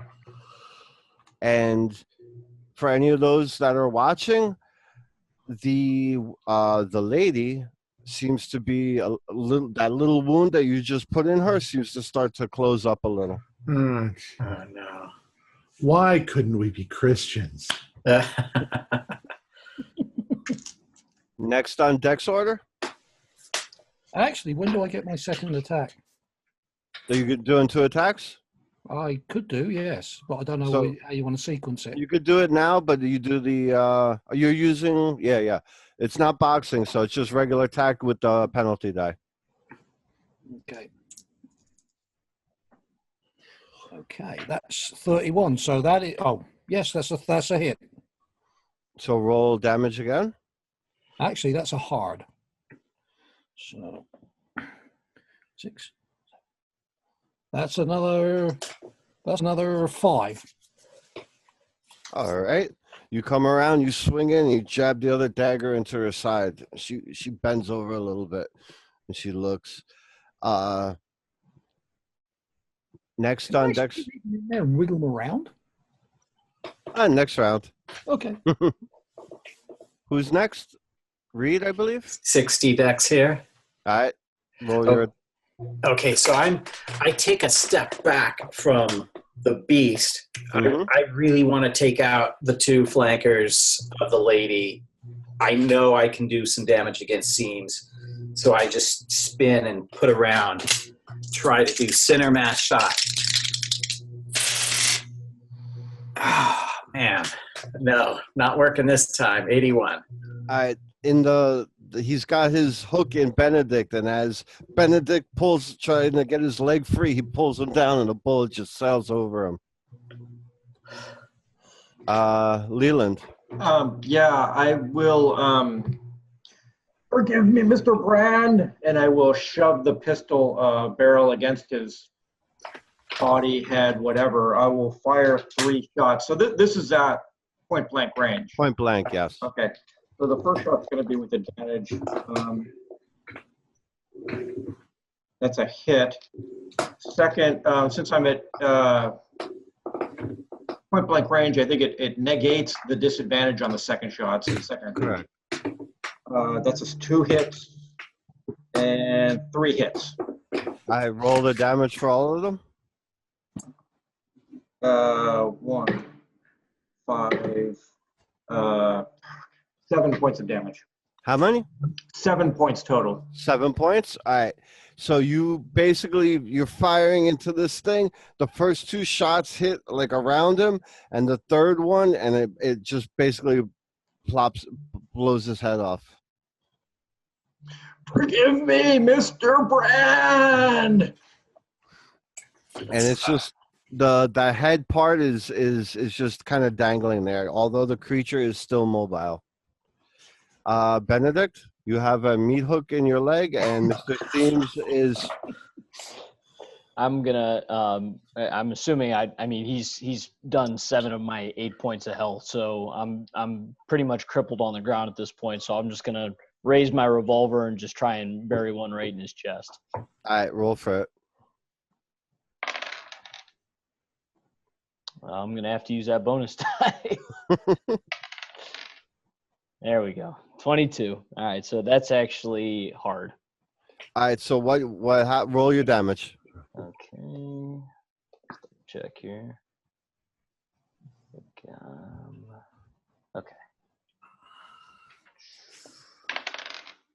8. 8. All right, so you pull the pistol up, and he pulls your leg, and you feel that burning metal inside. The pistol goes up, and the bullet blows his fingers off, taking the weapon out of his hand, and it's stuck into your leg. and the bullet goes through his hand right up into his shoulder, and he stumbles back, and he's looking. You see the blood squirting out where his fingers were, and he looks at you like, you bastard, but he's hurt. All right. Now, Thank the Buddha. Yep, there you go. Mr. Seams goes. He is turning around and running into a door that's behind the lady. So he turns around and he bolts to the door, throws it open, and starts running out. The lady goes. She's going one swing for Fletch and one swing for the bull. First Fletch, 96. She almost falls down off. She slips off the step, and her swing goes wild. Can I counter attack her at the same time? I'll give it to you. The second swing goes for bull, and she just swings right over your head, man. You feel like the nails scraping the top of your head. I'm sorry, you froze up on me there. Oh, she just misses you, but you feel her nails just scrape the top of your head. Oh, she's knocked my hat off. What a bitch.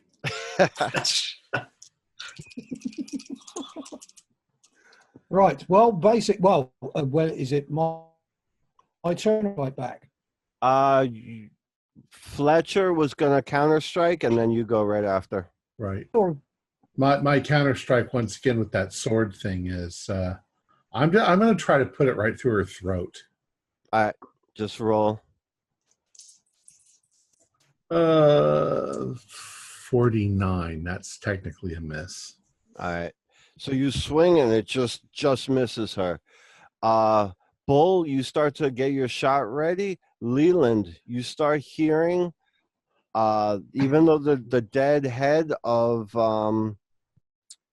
Brand is you shot a bullet through it, you hear it whispering something. What? The curtains. The curtains. And there are curtains in the room? Yeah. Okay, if I can act, I'll go towards them. All right, so when your turn goes, Bull, take your shot. That's the and now you see the eyes just roll into the head, roll back into the head of Brand's, corpse-like visage. Bull, Okay. make your. That's 23, which is a good solid. Hang on just a second here. I'm brawling, aren't I? So yeah, that's a hard. With the knife, correct? Correct. All right, make your second attack. And my second attack. Oh, 11. Even better. That's extreme. All right, so roll double damage for your second attack, or roll both damages, but double for your second. 6 and that's 2, 3, 4, 5, 6. That's a total of 8. Total of 8? Double damage on the second one, right? On the second one, correct. So that would be 10. 10? All right. Now, Leland, you feel like, remember I told you felt like something locked onto you earlier? Yes. You feel that break free. You don't feel that heavy weight on your shoulders now. The lady turns and she grabs O'Riordan as he's laying there, and she just basically rips into him and starts like biting and tearing on him. She's regenerating. You see her vibrating as she's doing this.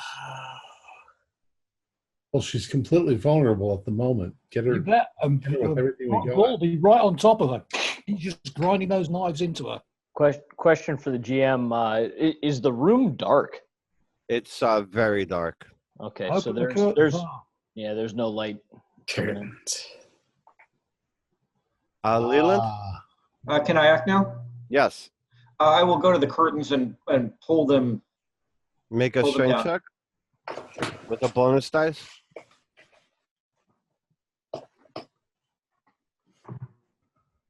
That is successful. You run over to the curtains and you wrap your hands around them and pull, and nothing happens. And you realize that they're nailed in. And with your second shot, you pull and you start to hear tearing, and some of them tear from the top, and part of the top of the curtain falls, and a beam of sunlight comes in, and it catches her in the ankle, and you see she jumps out of the way and backs up into the corner a little bit, but still feasting on this body.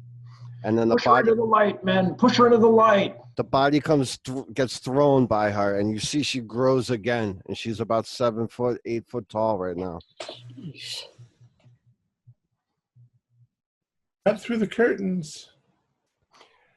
You guys start to hear a commotion from downstairs. You hear gunshots and like some sort of a battle or another fight going on downstairs. You hear tin whistles going off, which you think would be police, and you hear a lot of Gaelic talk being said, and you hear like multiple. It sounds like a good 10 or 15 guns going off downstairs. You're not sure on what side or who owns them, but there's definitely another battle brewing downstairs.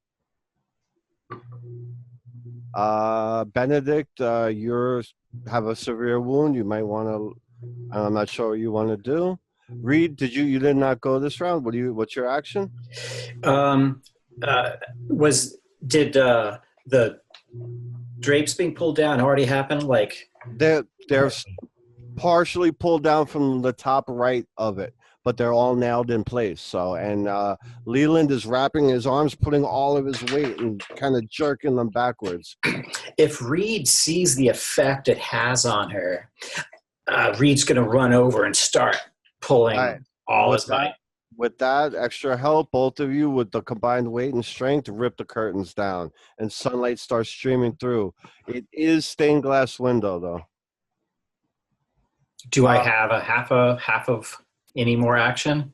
You could try something. Benedict, I'm not saying you're out of the fight. You have your adrenaline surging. I'm just saying that you have 1 hit point. Just remember that. Where's the creature at in relation to where I am at this point? That creature is now, he's behind where you are, and he's in between.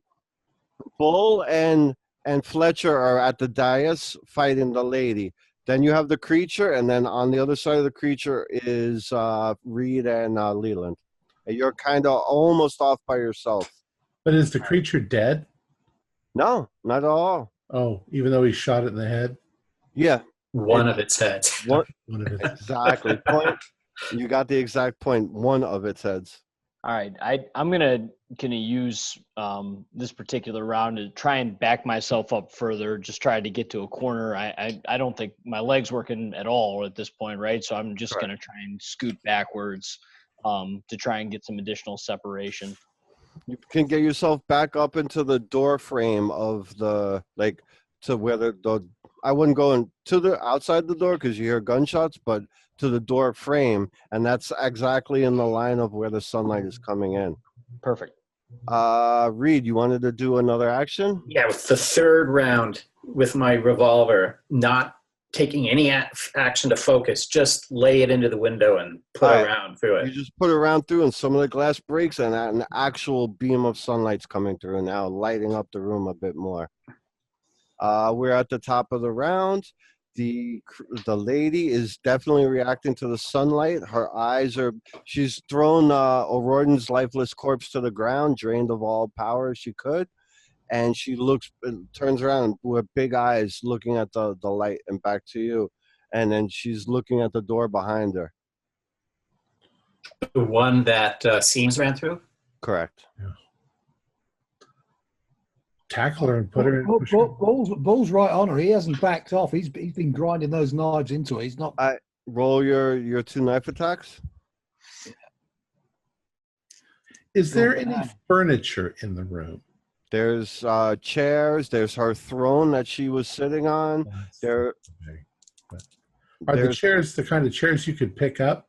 No, everything's very lavish and oversized in here. Okay. Right. The first one was hard. The second one was regular. All right. So 2 shots on her. Roll your damage. Okay. That's 3. Only 6 that time. All right. So you just basically like jabbing her with the knives, and I'm not giving her any rest, but I'm grinding them in there. You got them in, and you're grinding, and she's gonna swipe at your face. 9. Ooh. Oh. Do I get a dodge on that or not? No, because you're right on her. Your weapons are in, and she just comes Yeah. down. 4, 7 points. That's okay. I've got an ugly mug anyway. I've gone from 35 to 30. The Roman nose. Big, Yeah, big, Roman big, nose. big inch-long gashes right across your face. So is there are there other curtains? You notice there are more, but they're on the other side. Like you have the window here that you just ripped them down, Right. and then there's a. I'm sorry, I got the stupid mirror effect on, but it's over here, the other side. Okay. You could do that, but it doesn't seem like it'll be directly in her path. Okay, so I want to help Make an idea roll. 35. Yeah. You're on you're on the top floor. Some shots through the roof might let some extra sunlight in.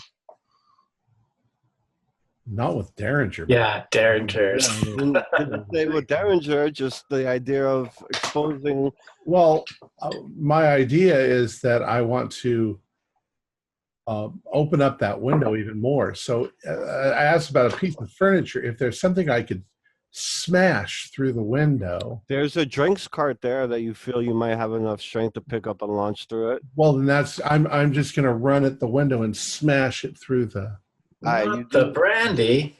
Yeah, exactly. You do that. You pick it up and run it through. Glass goes firing. Make a luck roll. 02. All right. Shards of glass fly all past you, but not one of them touches you. And the cart goes right out the window, exposing the room to light. And she's trying to disengage from Bull's knives and retreat to the other room. Don't let her get away. Not a fucking chance. Drag her into the sun. She's getting silver damage or whatever else it is, sunlight, and Bull's. You know what? Bull's pretty pissed off of it. Why don't you make a maneuver? How is the creature reacting to the light? The creature is fine with the light. Oh, shit.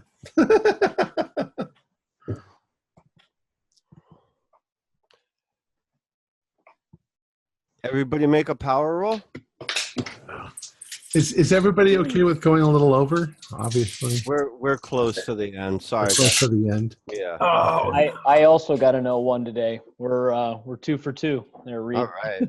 I failed my power roll. I failed mine. I've almost reciprocated with a 98. Who failed? Reed and Fletch? Yeah. You each lose 3 points, hit points of damage. Ooh, hit points. Yeah. Mental?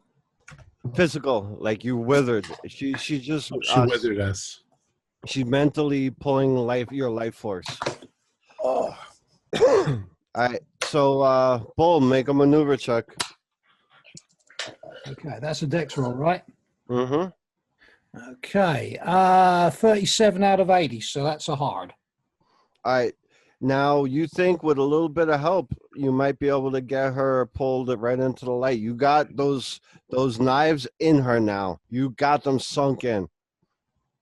So you've got her. Now, if you figure if you can get a little help, you can maneuver her wherever you want.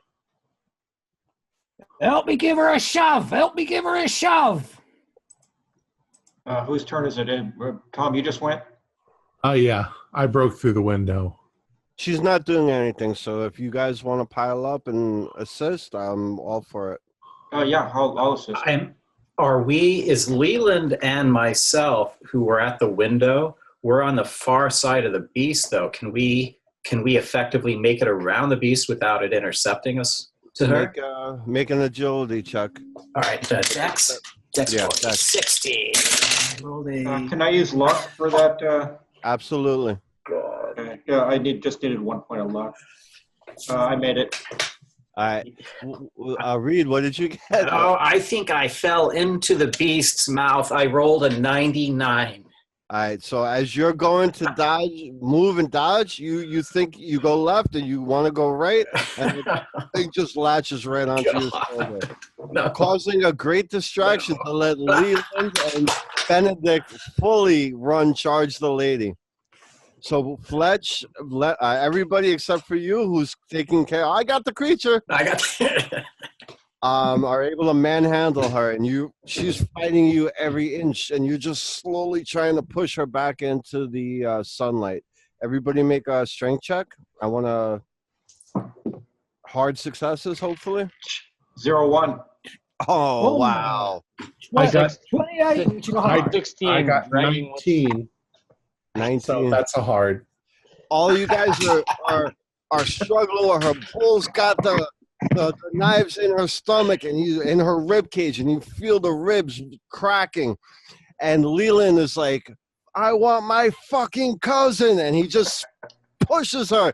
She trips over the dais, falls flat on the ground, and the sun hits her, and she just starts shriveling and shrieking and twitching and screaming, and this ungodly, unearthly, evil scream. Everybody make a sanity check.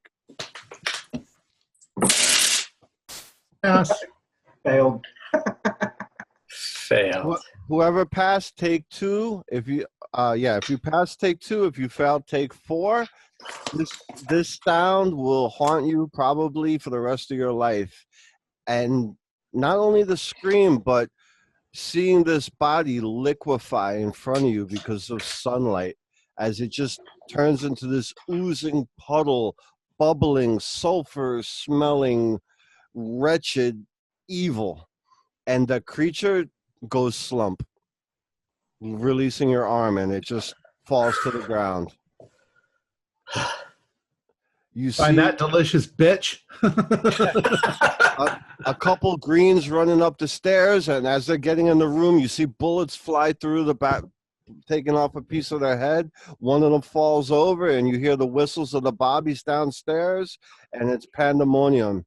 You look out over the thing, and you see the cops beating with billy clubs and small revolvers, basically eliminating the gang. And you notice that I'm drawing a blank on his name, the friend of your cop. Oh, Barlow? A Barlow there, and he looks up and he says, Mrs. Levi, I thought you could use some help. She sent the boys in blue. Thank God for Miss Levi. And so rests the lady. We inform him, of course, that we have confirmed that Hudson and Brand are dead. All right. I did you did want to see bring to the attention of the group. Seams did take off in a bloody mess through that back door. He won't get far. Yeah, he'll be found. He can't go to the hospital or anything. He'll die of infection within a week. A coward of a man, Wow. it seems. So that's the end of our story at this point. Yes, we can. Paul checks out the new aye. hole in his face, and he finds out he can get his boogers a little easier now. Basically, you guys connect with the police downstairs. They raided the cooperage. They found your cousin. He's alive. He was tied up in the carriage, which was sitting back at the cooperage. The gang scattered, but they feel they've collected at least 70 to 80% of them. And he looks at you when you guys are alone. He's like, they're not even going to make it to trial after we've seen what we've seen. A few of them for the paper's sake, but my boys are already taking care of most of them. And you look around and they're like bullet holes to the head. Yeah. Wow. Ooh. No, Mr. Hudson and Mr. Brand have been avenged. How is Bare Knuckle? He, with some psychiatric help, he might come around. He'll never fight again, but he might one day learn to feed himself again and not drool on himself. But it'll take time. He's alive. He's all there, but he was fed upon for days by her, psychically fed. And presumably we can get him back to Alfie, was it? Or whatever his name was? Yeah, Albie. Albie. Yeah. So what was the effect she was having? Because it seemed like there was like the mental drain and there was also the physical drain on people. Yeah. So basically, what happened was the Healy Gong Company were trying. You find this out, in the weeks to come. They raided that company. They were trying to create a workforce of undead laborers. So they were going out and taking beggars and prostitutes, killing them and summoning a dark ritual magic to bring them back to life to have free workers. That's how union started. Right? Yep. This woman was a prostitute, a dolly mop, and they took her and killed her. But for some unknown reason, one of the elder gods decided to give her some power and brought her back with a vengeance to eliminate all of the powerful men in the companies that caused her death. Cool. You guys just happened, Hudson and Brand happened to get mixed up in it, which pulled you guys in. But she was going around killing all the wealthy people who were extorting the poor and feasting upon them. So she created this rich gentleman's club that you had to pay. Wait, so she was the good guy. Yeah. We just killed the good guy. Kind of, sort of. All right, well, our players included Josh Hook, Kevin Glazner, Raymond Offord, Stuart Lipley, and myself with Jason Melnichuk as Keeper of the Secrets. We're currently producing up to 4 shows a week with music and sound effects added in post-production. In order to create a richer listener experience, we provide audio-only versions of our shows free for you to download from Podbean or iTunes.